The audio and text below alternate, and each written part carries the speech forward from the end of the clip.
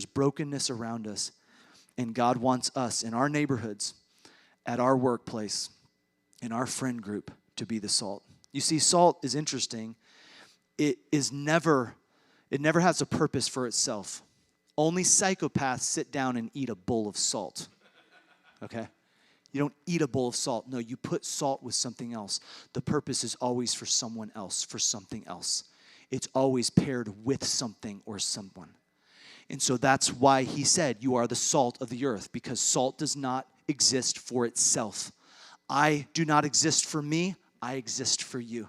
You do not exist for you, you exist for others. And as you serve others, your purpose is fulfilled by serving Christ.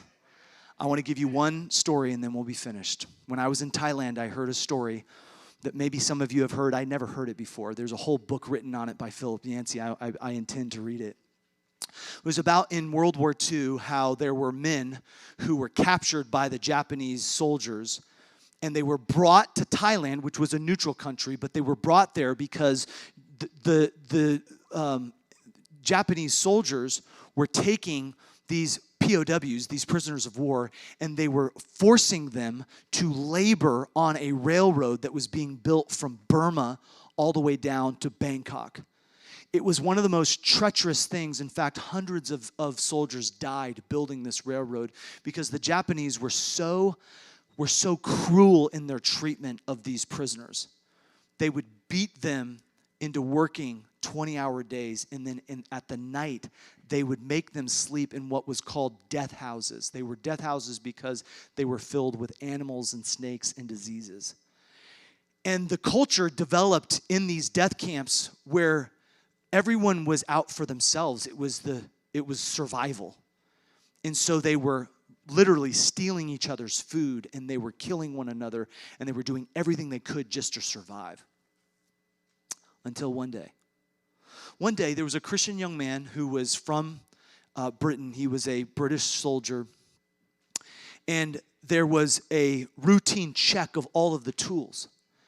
And the Japanese soldiers miscounted and thought they had lost a tool, but they hadn't. And so they were beating all of these British soldiers, and they said, we are going to beat you until you die, or you tell us who has this shovel. And they assumed that they were hiding the shovel to make a weapon of some kind. But the young man that knew that they had made a mistake, but that they were going to continue to beat everyone until everyone was bloodied and dead, stepped up and he said, I stole a shovel. And we do not know this man's name. We do not know why he said this. But there was a man that was standing right next to him after he stepped up and said, I stole the shovel. And everyone else could go free because he took their punishment. There was a man named Ernest Gordon. And immediately when that young man took their punishment, in fact, the Japanese soldiers shot him on the spot when they found out, when he confessed to something he did not do. Immediately, this young man, who was not a Christian, but he had heard the verse in Sunday school when he was younger, in John 15:13, greater love hath no man than this, that a man lay down his life for his friends. And he thought to himself, I think that young man who just died for me is like Jesus.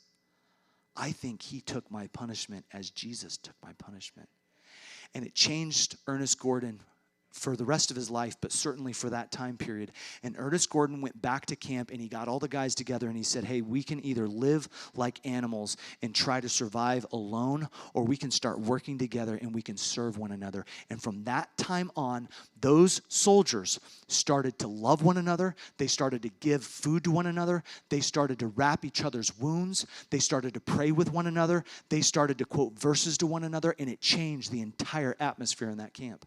In fact, if you go back and read the history of that railroad that was built from Burma to Bangkok, that railroad was finished in record time because those men were no longer working under oppression. They were working together as a team. And one man who sacrificed his life spurred one man, Ernest Gordon, who changed that entire camp. And many souls were saved and many lives were changed because of Ernest Gordon. Ernest Gordon, after the war, would go back to Britain and become a minister. and his testimony was heard around the world